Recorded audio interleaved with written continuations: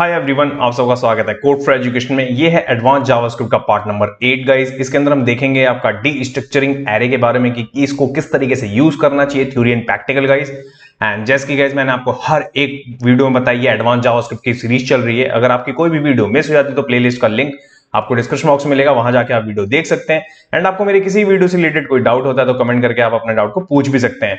और सारे social media के प्लेटफॉर्म के लिंक्स भी आपके अवेलेबल हैं, डिस्क्रिप्शन में जाएं एंड फॉलो कर लें गाइस। चलिए यहाँ पे देखते हैं इस ES6 के फीचर को कि किस तरीके से डी स्ट्रक्चरिंग एरे क्या होता है और उसको क्यों यूज करते हैं हम। तो यहाँ पे छोटा सा मैंने इंट्रोडक्शन रखा है, इसको पहले रीड कर लेते हैं, देन आगे बढ़ेंगे। The destructuring assignment syntax is a JavaScript expression that makes it possible to unpack values from arrays or properties from object into distinct variables. It means कि ये आपका array plus object के लिए काम करता है, बट इस वीडियो में आपको array बताऊंगा, नेक्स्ट वाले में आपको object के बारे में बताऊंगा मैं। तो क्या होता है कि जैसे कि प्रीवियसली आपने देखा होगा, जब बेसिक वाले कोर्स में जब हम एरे बनाते हैं या नेस्टिंग एरे बनाते हैं तो वहां पे हमारे पास में एरे होती हैं, ठीक है। वो एक की के ऊपर होते हैं जिनको हम इंडेक्स बोलते हैं, जो कि एरे स्टार्ट होता है 0 से, ठीक है। अगर हमें उनमें से किसी भी वैल्यू को निकाल के किसी अदर वेरिएबल्स को असाइन करना होता था तो वहां पे बहुत डिफिकल्टीज फेस करनी पड़ती थी हमें, क्योंकि हमें नहीं पता होता था कि लाइक किस इंडेक्स पे कौन सा नंबर है। और जब अगर पता भी रहता था तो हम उसमें से निकाल के एक एक करके असाइन करना पड़ता था हमें, ओके। तो ये सीक्वेंस था आपका। तो देखिए कैसे था ये। सपोज मेरे पास में पिछले तरीके से मैं बता रहा हूं ES5 वाले मेथड से, ES6 का भी आपको आगे चल के दिखाऊंगा। तो यहां पे मैंने एक डेटा ले लिया, इसके अंदर दो है मेरे पास में, ठीक है। इट मींस कि एक एरे के अंदर दो वैल्यूज है, एक स्ट्रिंग है, एक नंबर है मेरे पास में, ठीक है। और डेटा मेरा यहाँ पे वेरिएबल का नाम है। इसके बाद में अगर मेरे को इसके अंदर से कोई चीज निकालनी है, मानिए मेरा कोड फॉर एजुकेशन को निकालना है और उसका नाम है टाइटल, ठीक है। तो टाइटल के लिए मेरे को कैसे निकालना पड़ेगा, क्योंकि वो 0 इंडेक्स पे है। तो दैट्स वाई मैंने यहाँ पे रखा है आपका डेटा स्क्वायर एंड स्क्वायर के अंदर आपका 0, ठीक है। इट मींस कि 0 इंडेक्स से पिक कर लेगा वो, और देन उसके बाद में टाइटल के अंदर आपकी वैल्यू असाइन हो जाएगी स्ट्रिंग, ठीक है। इसके बाद में नेक्स्ट है आपका नंबर। अगर आप नंबर निकालना चाहते हो तो नंबर के लिए आपको 1 रखना पड़ रहा है, ओके। तो ये है आपका ओल्डर वर्जन, जो ओल्डर मेथड आपका चलता था तब। बट ES6 के अंदर हमारे को जो फीचर मिलता है उसमें इस चीज को कैसे करेंगे, तो उसमें आपको कुछ नहीं करना। आपको पता है कि एरे की वैल्यू कितनी आ रही है, तो उतने ही आपको क्या करना है, यहाँ पे लेट लेना है। मैंने टाइटल ले लिया, मैंने नंबर ले लिया, एक एरे बनाएंगे आप। उस एरे के अंदर आपको जितने भी पैरामीटर्स आपको पता है अंदर हैं, आपके डेटा के अंदर आ रहे हैं, एरे के अंदर वैल्यू आ रही है, उसको आप क्या करेंगे, बस यहाँ पे लिख देंगे। जो भी नाम आपको रखना है वो नाम रख लेंगे, एंड देन उसके बाद में असाइन करना है किसके साथ में, जो भी आपका एरे का वेरिएबल का नेम होगा। यहाँ पे डेटा है तो दैट्स वाई मैंने यहाँ डेटा रखा हुआ है, ओके। तो ये आपका क्या कहलाता है, ये कहलाता है आपका डी स्ट्रक्चरिंग एरे, ओके।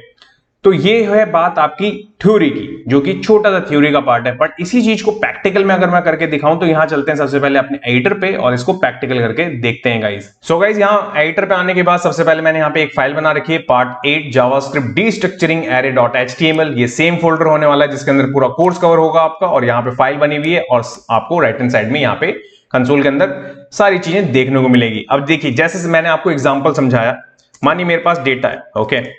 अब इस डेटा के अंदर मैंने यहाँ पे क्या करा, मैं यहाँ पे कुछ वैल्यूज बना लेता हूँ। जैसे देखिए, सबसे पहले मैं क्या करता हूँ, स्ट्रिंग बना रहा हूँ, तो मैं कोड फॉर एजुकेशन ले लेता हूँ, एंड देन मैं अपने सब्सक्राइबर ले लेता हूँ 24,000, ओके। एंड एक और स्ट्रिंग लेते हैं हम, यहाँ पे इंडिया कर लेता हूँ मैं। ये मेरी वैल्यू हो गई। अगर मैं इतनी चीज को अभी कंसोल करवाऊं तो क्या प्रिंट होगा, तो देखिए मैं करता हूं डेटा एंड करता हूं प्रिंट, एंड देन इसके बाद देखेंगे आप, ओके कंसोल की वैल्यू गलत हो गई, करते हैं सेव, एंड सेव करने के बाद आप देखेंगे, देखिए एरे। इट मींस कि एरे हमारा बन चुका है, और एरे की इंडेक्सिंग देखेंगे आप तो 0 1 2 ये हमें मिल भी रहा है यहाँ पे।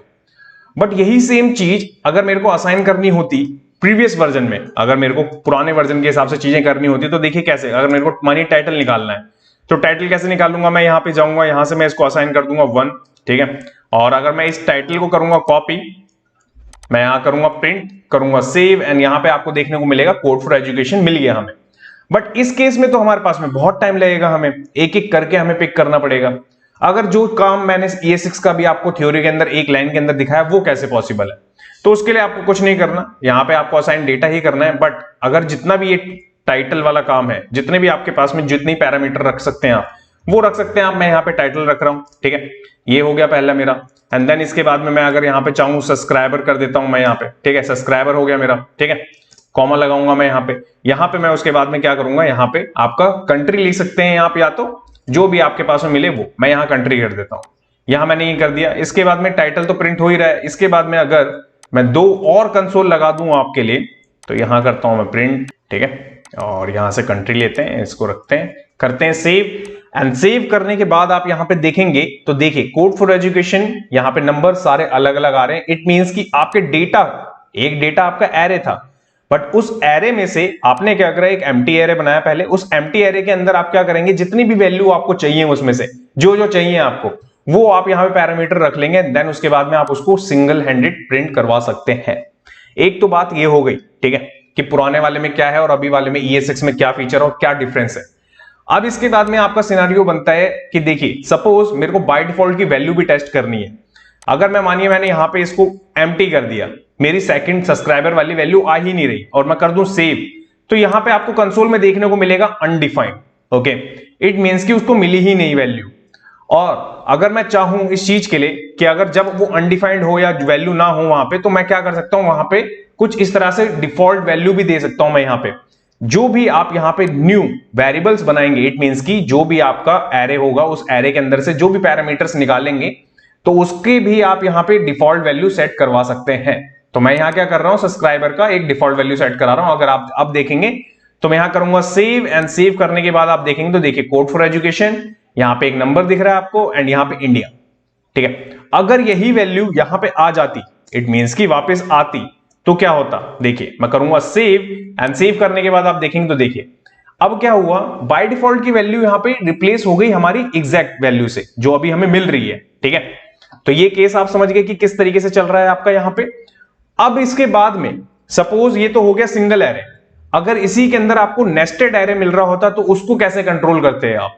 तो उस केस में आप क्या करेंगे, देखिए कॉमा लगाना है आपको, ठीक है, और मैं क्या करूंगा, यहां पे एक और नया एरे बना रहा हूं, और मैं यहां सबसे पहले क्या करूंगा, अपना नाम लिख लूंगा, भास्कर गुप्ता, कॉमा लगाऊंगा मैं फिर, और जैसे कि हम हैं दिल्ली से, तो देखिए दिल्ली मैं यहां पे लिख देता हूं दिल्ली, ठीक है। अब इतनी चीज मैंने लिख दी। अब लिखने के बाद में अब क्या करूंगा मैं, कि यहां पे तो मेरे को कैसे चाहिए, यहां पे भी तो हमें करना पड़ेगा डिस्ट्रक्चरिंग। तो देखिए कैसे करेंगे, कॉमा लगाएंगे आप, फिर एरे लगाएंगे यहां पे, और उसका नाम रख दूंगा मैं array, okay, honour, and then इसके बाद में आपका सिटी। सिटी इसलिए क्योंकि सिटी मैंने वहां पे दिया है, और यहां पे 2 कंसोल और प्रिंट करवा लेंगे हम, जिसमें हम अपनी ये न्यू वैल्यूज को शो कर लेंगे, ये देखिए, और यहां से लेंगे सिटी। ओके, करूंगा सेव, एंड सेव करने के बाद आप देखेंगे तो देखिए भास्कर गुप्ता एंड दिल्ली यहां पे आ चुका है। तो आप देख रहे हैं कि नेस्टेड एरे में से भी कितनी आसानी से आप वैल्यू निकाल सकते हैं, ठीक है। अगर हम मानिए कि ये तो एक हो गया नेस्टेड एरे कैसे चलता है, अगर एम्प्टी आ गया, अगर आपको डिफॉल्ट वैल्यू सेट करनी है या ओल्डर से न्यू वर्जन पे ES6 के फीचर को यूज करना है, तो वो ये सिनेरियोज आपने देख लिए। अब मानिए अगर आप यहां पे आपके पास में सेम डेटा है, बट आप चाहते हैं कि बस मैं एक ही पैरामीटर निकालूं और बाकी के सारे पैरामीटर्स मैं आगे भेज दूं, इट मींस कि किसी एक वेरिएबल में स्टोर करवा लूं। तो मैंने आपको पढ़ाया था रेस्ट ऑपरेटर, ओके, रेस्ट और स्प्रेड ऑपरेटर, 2 ये मैंने पढ़ाए थे आपको। तो यहां यूज होगा आपका रेस्ट ऑपरेटर। देखिए कैसे, अगर मैं यही डेटा है जो हमारा, ठीक है, इसके बाद में मैं यहां क्या कर दूं, इसको करूं यहां पे रिमूव, ओके, यहां लगाना है आपको 3 डॉट्स, इट मींस कि आपका ये रेस्ट ऑपरेटर बनेगा, ओके। एंड देन यहां पे जो भी आपको नाम रखना है वो नाम रख सकते हैं, मैं ये नाम रख रहा हूं। एंड देन यहां से कंसोल रिमूव करते हैं, ठीक है, 3 कंसोल हटाएंगे, एक को लेंगे, करेंगे कॉपी, यहां करूंगा पेस्ट।